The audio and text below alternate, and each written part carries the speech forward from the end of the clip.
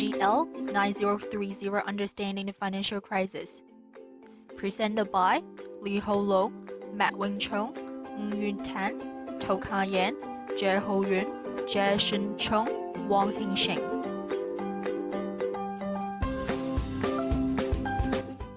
Causes of the Asian financial crisis are manifold.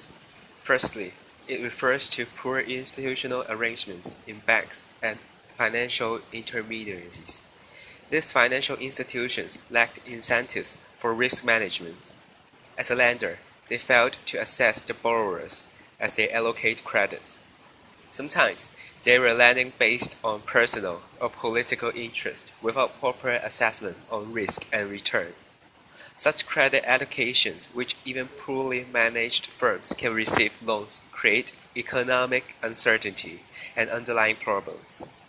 Also, some financial institutions gained protection from government guarantees, which support will be given once they experience failures and difficulties. This further undermined their incentive to assess risks carefully. These financial institutions might seek high-return investments without paying regards on the risk involved. This does not only build up the asset bubbles, since massive investments were made on the real estate markets, but it was also risky acts which might create great losses. Foreign investors also lacked incentive of risk management when they were investing in Asian markets.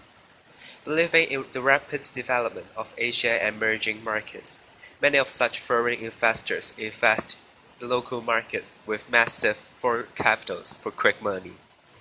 This did not only create an overheated economy and add fuel to the assets bubbles, but also increased Asian countries' dependence on foreign capital. As the bubble burst, the failure in financial systems triggered a series of financial crises.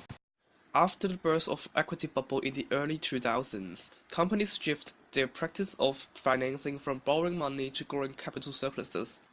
This contributed to the formation of saving gluts in many industrial countries. China was the biggest surplus country in the world, accounting for over 20% of the total surplus, while Japan and Germany also took up around 10% respectively. This decreased the real interest rates, which lowered the incentive for saving capital. Therefore, money borrowing to countries with high current account deficit, such as the US, became increasingly common, stimulating the growth in property price and excessive mortgage lending. The excessive inflow of funds and the low interest rate policy adopted by the Federal Reserve Bank have encouraged financial institutions to take risk for higher return. They targeted at the households, which mostly do not have enough capital to purchase real estate property. Subprime mortgage emerged.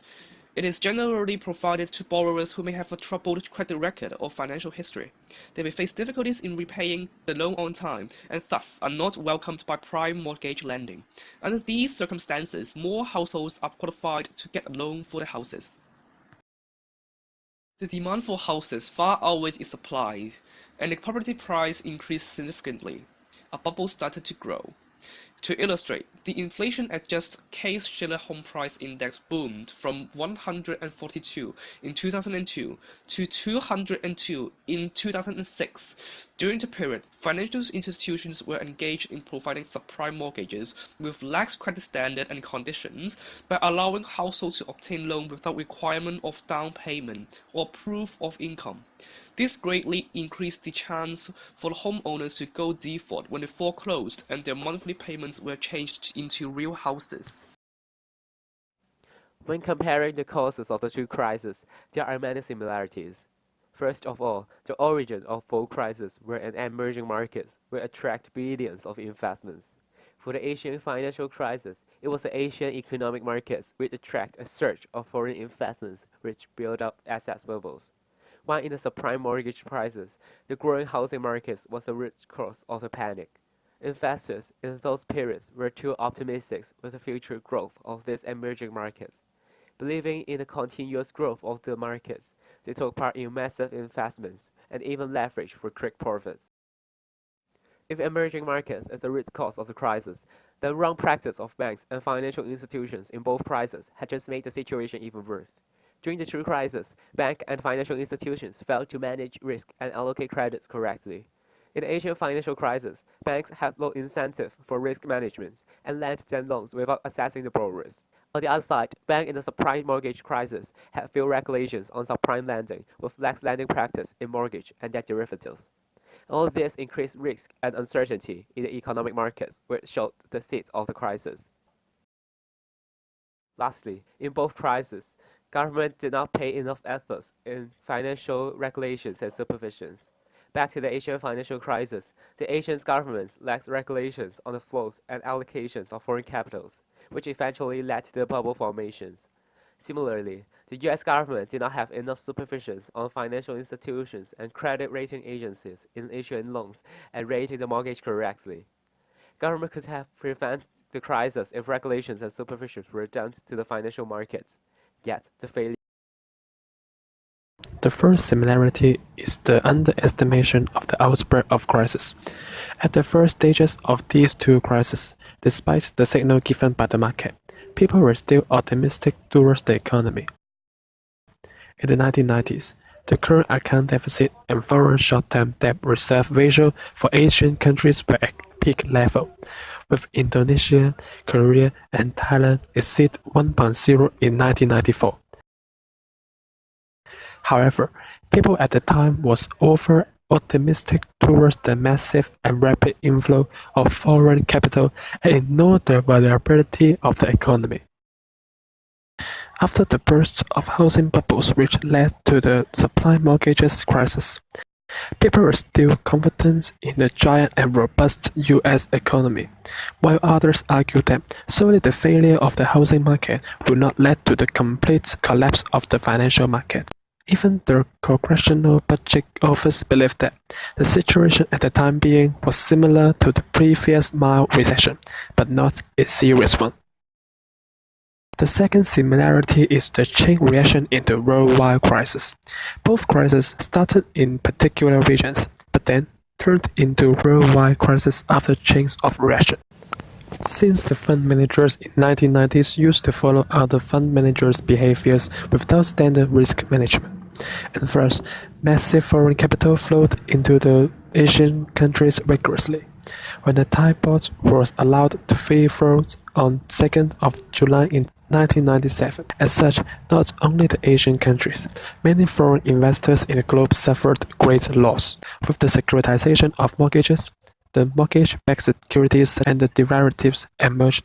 As such, when the bubble burst, nearly all financial institutions suffer a great loss or even go bankruptcy. We are now moving to the part of comparing consequences of the two crises, Asian financial crisis and the subprime crisis. First, real GDP dropped after two crises. Second, price level decreased. Third, unemployment rate increased. Fourth, real property prices decreased. Fifth, stock market crashed. Lastly, governments were heavily in debt. Real GDP, or called real output, decreased after two crises. Consumption, investment, and net export decreased in regions which underwent the crisis. Government expenditure was the only component which increased, but the driving force effect of it on economic upturn was limited as other GDP components were decreasing drastically. Increase in government expenditure was limited to create job opportunities as firms still found economic prospect gloomy and thus had no attempt to restart business or make investment due to low expected return. The second similarity is the decrease of price level, or called deflation. Hong Kong experienced 3.9% deflation in 1999 and US experienced 0.32% deflation in 2009. Once after the crisis broke out, accessibility of loanable funds immediately plunged. We may explain decrease in price level in ADAS model. Private consumption, investment, and net export decreased. Aggregate demand would decrease and it shifts to the left in ADAS model. The third similarity is the increase of unemployment rate. Hong Kong's unemployment rate surged from about 4.7% in 1998 to about 6.3% in 1999 in Asian financial crisis, while US experienced increase of that from 5.8% in 2008 to 9.3% in 2009. In the periods mentioned above, both regions also experienced deflation. Temporary decrease of price level dampened labor market. Real cost of inputs, which were labor, and raw materials increased in short term as cost of these two items were supposed to be fixed, but the products were sold in lower prices. Profit for employers decreased. The others shrank operation scale or shut down business. In these two cases, unemployment rate would increase. Fourth similarity is that real property prices plunged after two crises. Before outbreak of Asian financial crisis, housing bubble was gradually built up as hot money was flowing into Asian fast-growing countries. Bulky capital was chasing after a few products, property price was pushed up. For example, Hong Kong. The property price detached from purchasing power of local people right after this outbreak. Sudden capital outflow pulled property prices down. Hong Kong property prices decreased by over 40%. Before outbreak of subprime crisis, mortgage loans were given to people in US despite their capacity to return principal as banks wanted to squeeze as much administration fee as possible and investors wanted to hold as much as mortgage loans as possible as they believed that property prices would never fall. When crisis broke out, huge supply property was in market, housing prices plunged by average 35% in the US. The fifth similarity is that stock market collapsed after crisis. After both crises, temporary rising interest rate increased cost of borrowing to invest in stock market. Higher costs resulted in lower capital gain. Stock prices declined drastically. The sixth similarity is that government was heavily in debt. Thailand was running into current account deficit before crisis. Thai did not earn much foreign money by exporting, but letting Thai bought out to the market by importing. Thai government borrowed to finance imports and building infrastructures. After the crisis, Thai government borrowed from IMF and individuals to boost economy, so that they were more heavily in debt. In subprime crisis, Federal Reserve in the US inject money into market by open market operation. They bought bulky toxic mortgages from financial institutions and bought back long-term bonds from public. To finance these, US government borrowed mainly from China by issuing bonds. US debt was over 100% of its GDP. The government and the IMF policy and their effectivenesses. 1997 financial crisis. The IMF provided rescue packages for the most affected economies like Thailand and Indonesia to boost currency, banking, and financial system reforms. It also sets up enough government controls to supervise all financial activities. Insolvent institutions are needed to be closed. Moreover, the IMF is criticized that it mistakenly required countries waiting for us to cut government spending, despite their governments facing a budget surplus at that time. Owing to this, most governments want liquid capital desperately to cut down their spending.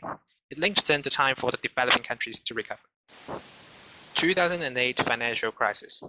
In short term, on the 19th of September 2008, the United States Secretary of the Treasury has announced a policy to alleviate the economic recession. It is announced that the US government will spend $700 billion emergency bailout. However, 65% of US citizens disagree with the emergency bailout, as they think that the government only helps the bank to prevent them from going bankrupt, but not help them to secure their jobs. Some economists criticized that $700 billion are not enough to overcome the situation. Similarities. Both IMF and US government rescued the situation by pumping money. In 1997, IMF provided rescue package to save affected countries like Thailand, Korea, and Indonesia. Economics particularly hard hit by the crisis. On the other hand, the US government in 2008 financial crisis also bumped $700 billion to purchase the back assets of banks. Differences. The main differences between the policy made by the US government in 2008 and that made by the IMF in 1997 is that the US government has additional long-term measures like consumer protection, executive pay, bank financial cushions or capital requirement, expanded regulation of the shadow banking system and derivatives. The IMF only injects $40 billion to stabilize the currency of the affected countries, but did not have any follow-up actions. Therefore, the affected countries need more time to recover. On the other hand, USA seems to recover faster because of the long-term measures.